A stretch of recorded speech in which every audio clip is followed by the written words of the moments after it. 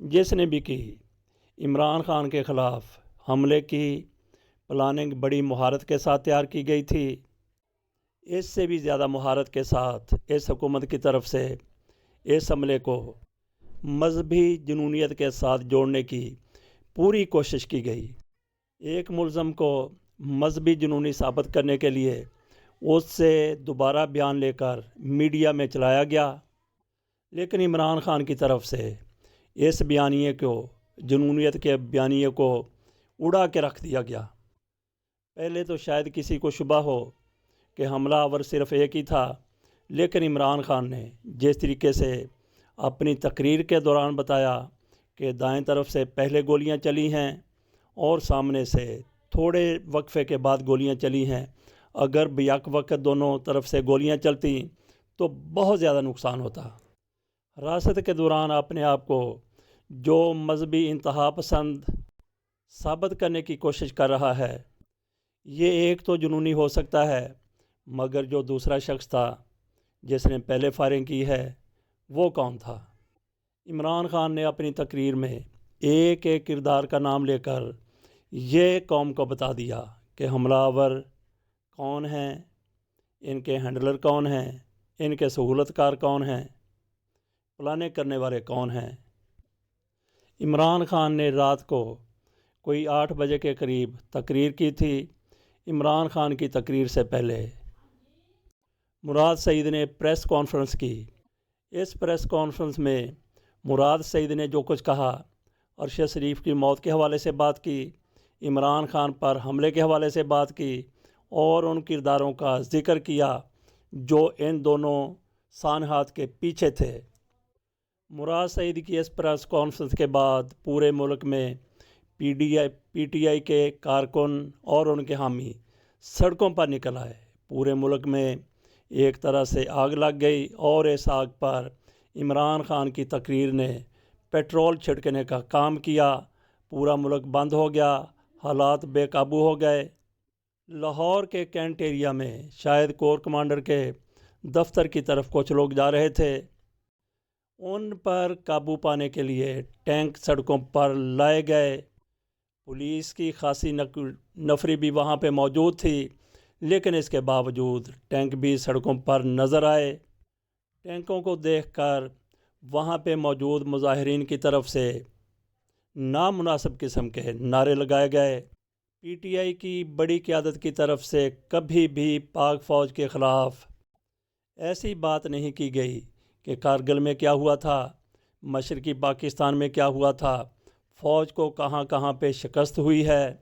یہ بیانیہ مسلم لیگ نون کا ہے یا پھر پیپلز پارٹی کا ہے، اور یہ حالیہ بیانیہ نہیں ہے، بلکہ دونوں پارٹیوں کا یہ دیرینہ بیانیہ ہے۔ کینٹ ایریا میں ٹینکوں کو دیکھ کر کچھ لوگوں کی طرف سے ایسی ہی باتیں کی گئیں جو مسلم لیگ نون اور پیپلز پارٹی کے بیانیے کو سپورٹ کرتی ہیں۔ کل ہی بھارت کے ایک ویلاگر کی طرف سے، شیکھر گپتا کی طرف سے یہ کہا گیا کہ پاک فوج نے بھارت سے کوئی بھی جنگ نہیں جیتی، جبکہ پاک فوج اپنے لوگوں کو جیت رہی ہے، اپنے لوگوں کو فتح کر رہی ہے۔ شیکھر گپتا نے یہ بیانیہ کہاں سے لیا ہے؟ یہ میاں نواز شریف سے لیا گیا بیانیہ ہے، مسلم لیگ نون کی قیادت سے لیا گیا بیانیہ ہے۔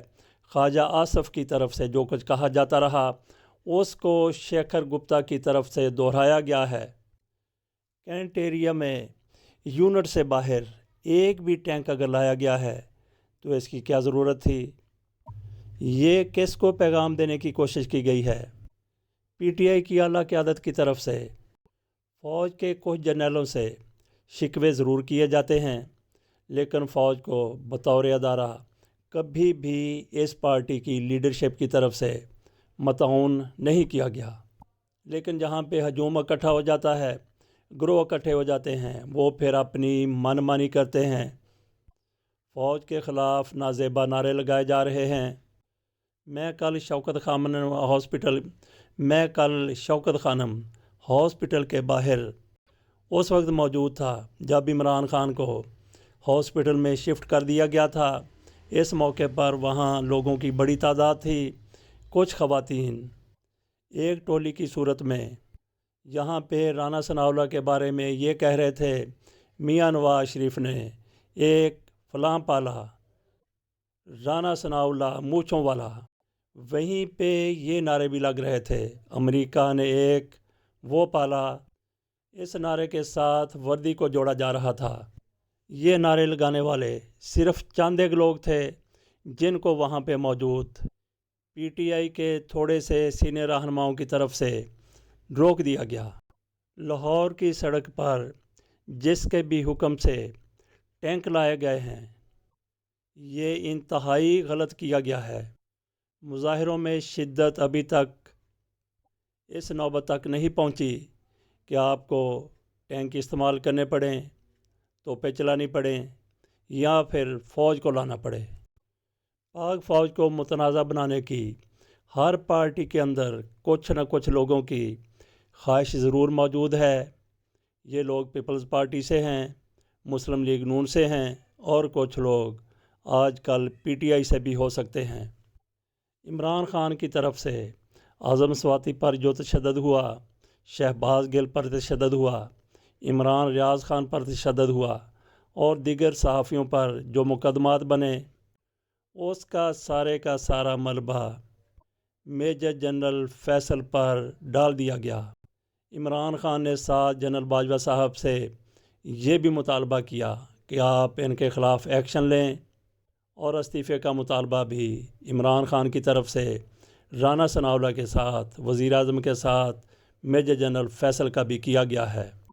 فوج میں کوئی بھی افسر چھوٹا ہے یا بڑا ہے، بلکہ دیگر رینکس کے لوگ بھی اپنی مرضی سے کچھ نہیں کر سکتے۔